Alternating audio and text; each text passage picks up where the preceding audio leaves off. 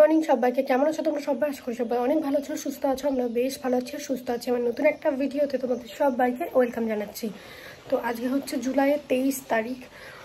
সকালবেলায় ঘুম থেকে উঠে পড়েছি, যে দেখো ফ্রেশও হয়ে গেছি। চোখটা দেখো মনে হচ্ছে হাঁড়ি খেয়েছি, মানে কালকের কাজল এখনও ওঠেনি। তো যাই হোক, আজকে ভাবছি যাবো ইউনিভার্সিটি। কালকে সোমবার ছিল, যাইনি। আজ যাবো। 31 তারিখ পর্যন্ত আমাদের আর ক্লাস হবে। তো জানি না কতগুলো দিন যেতে পারবো। আমার এখনও 80টা প্রেজেন্ট হয়নি, পুরো এই সপ্তাহটা যেতে হবে। তাই কি করব সেটা ভাবছি। মানে আমার একটা দিদির বাড়ি থেকেও কমপ্লিট করে নিতে পারি এই উইকটা। জানি না কি করব না করব। তো এখন এই যে ফ্রেশ হয়ে গেলাম, চাটা খাবো। আর বাইরে বৃষ্টি হচ্ছিল, জাস্ট বন্ধ হয়েছে।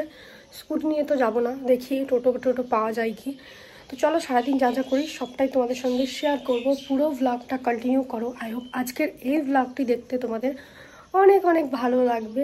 আর এই ইউনিভার্সিটি যাওয়ার চক্করে আমার ঠিকঠাক ভিডিও শ্যুট হয় না, কারণ আমাকে এই কদিন টানা যেতে হবে। 31 তারিখ পর্যন্ত যে কদিন ক্লাস হবে, দেখি কদিন যেতে পারি না পারি।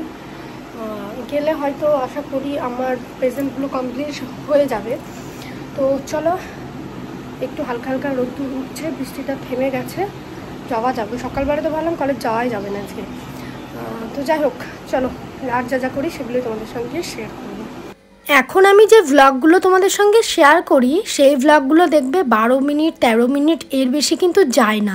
এর পিছনে একটা কারণ আছে। তোমরা হয়তো ভাববে দিদিভাই লেজি হয়ে গেছে, তার জন্য এত ছোট ছোট ভ্লগ দেয়। জানি তোমরা কমেন্ট করো দিদিভাই ভিডিওগুলো আরেকটু বড় করো, আমাদের দেখতে ভালো লাগে না। হ্যাঁ, আমিও মনে করি মিনিমাম একটা ভ্লগ অন্তত 15 মিনিটের হওয়া উচিত, কিন্তু আমি না পেরে উঠি না। কেন বলো তো? এক তো আমার নিজের ভালো লাগে না, আর সেকেন্ড যেটা সবথেকে বড় প্রবলেম, আমার ফোন আর আমার নেটওয়ার্কের অবস্থা। মানে 5Gতে পোস্ট হয়, তো এত হাই স্পিড নেট দরকার আইফোনে। বিশেষ করে আমার ওই ফোনে কিন্তু প্রবলেম হতো না, মানে পোস্ট হয়ে যেত, কিন্তু আইফোনে হচ্ছে হাই স্পিড নেট দরকার। তার কারণ আইফোনে ভিডিও কোয়ালিটি থাকে সব থেকে হাই। তো সেই জন্য না, যেই 10 থেকে 12 মিনিট ছাড়িয়ে যাবে, মানে 11 মিনিট পর্যন্তও হয়, 12 মিনিট যেই ছাড়িয়ে যায় না, তখনই কি হয়, অনেক স্লো হয়ে যায়। অনেক দিন কী হয় জানো তো, আমি বিকেল 5টায় ভিডিও পোস্ট করি, সেই ভিডিও আপলোড হয় রাত্রি 8টায়, যার জন্য অনেকটা দেরি হয়ে যায় ভিডিও আপলোড করতে। তো এই একটা সমস্যা হয়ে গেছে, যার জন্য আমাকে ভ্লগগুলো একটু ছোট ছোট করতে হচ্ছে। আর আমি তো জানি তোমরা আমাকে বলেইছো দিদিভাই ছোট করে হলেও কিন্তু ভিডিও দেবে, তো সেই জন্য এক এক দিন এক এক রকমের ভিডিও হয়, তোমরা একটু অ্যাডজাস্ট করে নিও। তো যাই হোক, এইদিকে দেখো সকালবেলায় না একটা জিনিস আমার চোখে পড়লো। এই যে দেখতে পাচ্ছ তোমাদের দাদাভাইয়ের ব্লেজারটা, ওটা তো এখানেই ছিল, আমাদের তো নিয়ে যাওয়া হয়নি। অ্যাকচুয়ালি খেয়ালও ছিল না, ভোটের দিন তো আমরা গেছিলাম, সেদিন আর নিয়ে যাওয়া হয়নি। আর আমাদের শোকেস পুরো ভর্তি, একটাই তো জামা কাপড়ের জায়গা, তো মানে ঠাসা ভর্তি, তোমরা দেখেছো হয়তো। তো এটাকে আর রাখার জায়গা হচ্ছে না। তো এটা আমার ওই ঘরে, মানে আমার যে ঘরটা ভিডিও শ্যুট হয় ওই ঘরেই ঝুলিয়ে রাখা ছিল। সেই থেকে মানে 2 মাস হয়ে গেল একভাবে ঝুলিয়েই রাখা ছিল। তো আমার মনে হলো যে ইঁদুর ঢুকে যদি কেটে দেয় এত দামি জিনিস, তার জন্য আজকে ওটাকে প্যাক থেকে খুলে একটুখানি রোদে দিলাম। আর অনেক দিন হয়ে গেল একটু রোদেও দেওয়া হয়নি, বাইরেই ছিল।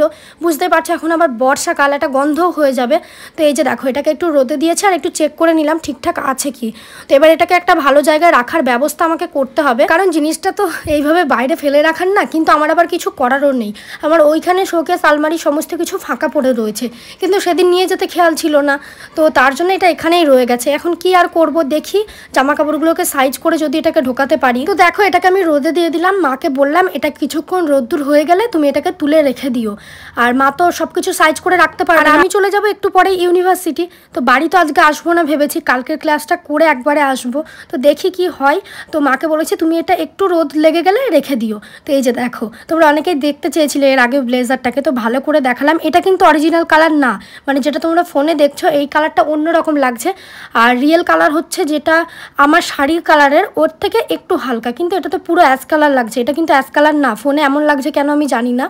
তো এই ব্লেজারটার দাম নিয়েছিল কিন্তু প্রায় 5,500 থেকে 6,000 টাকা, আমার ঠিক এক্স্যাক্টলি মনে নেই, তবে এরকমই দাম নিয়েছিল। আর এই ব্লেজারটা আমি ওকে গিফট করেছি, মানে প্রথম একটা এত দামি জিনিস আমি ওকে দিয়েছি, যেটা ওর খুব খুব পছন্দের। প্রথমে আমি বলছিলাম তুমি পাঞ্জাবি নাও, তারপরে দেখলাম না, ওর এই ব্লেজারটা ভীষণ পছন্দ হয়েছে, কিন্তু দামের জন্য প্রথমে আমাকে মানে মানা করছিল আর কি। তো তারপরে বললাম না ঠিক আছে চলো তুমি এটাই নাও, আমার তরফ থেকে এটাই গিফট দিলাম তোমাকে। তো এটা ছিল ওর জন্য আমার তরফ থেকে। তোমাদের অনেকেরই পছন্দ হয়েছে ব্লেজারটা, আমার না ওই একটা কমন কালার আছে ব্লু কালার, ওটা ভালো লাগে না, সবাই পরে দেখি। তো এই কালারটা দেখলাম বেশ আনকমন, সত্যি বলতে আমারও খুব ভালো লেগেছে কালারটা, যার জন্য আরোই নেওয়া। যাই হোক ওটাকে রোদে দিয়ে দিয়েছি। এবার দেখো আমাদের ঘরের পিছনে কেমন কচু বাগান হয়েছে। এটা হচ্ছে ঠাম্মাদের বাড়ি, তো আমাদের একদম পুরো জানালার পিছনে, আর কচু বাগানে ভর্তি হয়ে গেছে। একটুখানি কচু কেটে নিয়ে যাব, জানো তো এই কচুগুলো খাওয়া যায়, ভীষণ টেস্টি লাগে। কচু, মান, ওল প্রত্যেকটা জিনিসই খাওয়া যায় আর খুব সুন্দর খেতে লাগে। বিশেষ করে চিনে কচুর যে পাতা হয় মাছের মাথা দিয়ে করলে দারুণ লাগে, মানে মাছ মাংস ফেল। আমি খেয়েছি 2-3 বার, মাসি বানিয়ে খাইয়ে। তোমরা কারা কারা খেয়েছো চিনে কচুর পাতা মাছের মাথা দিয়ে অবশ্যই কমেন্ট করবে। আমার সব থেকে বেস্ট একটা জিনিস মানে খাওয়ার মধ্যে, দারুণ। তবে এই কচু আমি কখনো খাই, এটা আমি কেটে নিয়ে যাচ্ছি হচ্ছে ওই দিদির জন্য। তো দিদির শাশুড়ি মা যে রয়েছে ভীষণ ভালো এসব রান্না করে, তো আমি বলেছি আমি কিন্তু খেয়ে আসবো, তো তার জন্য আরোই নিয়ে যাচ্ছি, ফার্স্ট টাইম আমি খাবো। তো দেখো ওই দাদাটা কেটে দিচ্ছে, আর মা ওগুলোকে পরে কেটে আমাকে সাইজ করে দেবে, আমি যাওয়ার সময় নিয়ে যাব। আর ধুবুলিয়াতে তো ওদের বাড়ি, তো ওখান থেকে বাসের কাছে হচ্ছে আমার জিজুকে আসতে বলবো, তো ওখান থেকে নিয়ে নেবে। তো আমি একবারে ক্লাস করে এসে তবেই ঢুকবো। তো এই যে দেখো কতগুলো কেটেছে, দেখো একটাই মুশকিল এতগুলো আমি নিয়ে যাব কি করে। তো এক্সট্রা আমাকে আর একটা ব্যাগ নিতে হয়েছে, তাতে ভালো করে মা 2-3টে ক্যারি দিয়ে জড়িয়ে দিয়েছে, নয়তো আবার হাত চুলকাবে, এই একটা সমস্যা।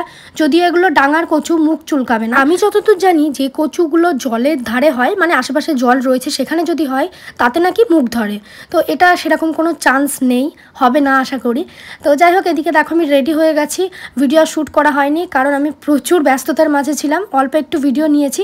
তো চলো আমাকে বিল্টু দিয়ে আসবে বাস স্ট্যান্ডে। প্রথমে আমি টোটো বলছিলাম কিন্তু টোটো পাইনি, একার জন্য আমাদের এখান থেকে টোটো পাওয়া যায় না, পাওয়া গেলেও সেটা টাকা বলে অনেক। তোমাদেরকে তো বলেইছি আমাদের এখানে যাতায়াত ব্যবস্থাটা খুবই খারাপ, জানি না কবে ঠিক হবে। তো যাই হোক এইদিকে দেখো এসে আর ভিডিও শ্যুট হয়নি, একটা ক্লাস হয়ে গেছে, টিফিন টাইমে আমি ভিডিও শ্যুট করছি। শিল্পীকে জ্বালাচ্ছিলাম আর কি, ও খেতে বসেছে আর ওকে আমি ডিস্টার্ব করছিলাম।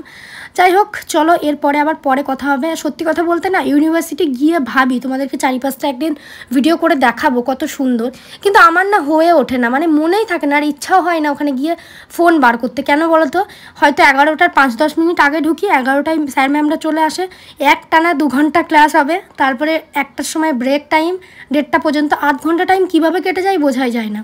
তারপরে আবার টানা 2 ঘন্টা ক্লাস, আমাদের 2 ঘন্টা করে ক্লাসগুলো হয়, তো যেটা আমার কাছে খুব বোরিং একটা ব্যাপার, একদমই ভালো লাগে না। যাই হোক তারপরে এই যে দেখো চলে এসেছি বিন্দিদের বাড়ি, অনেকক্ষণই এসেছি, এসে খাওয়া দাওয়া করেছি, সন্ধ্যাও লেগে গেছে।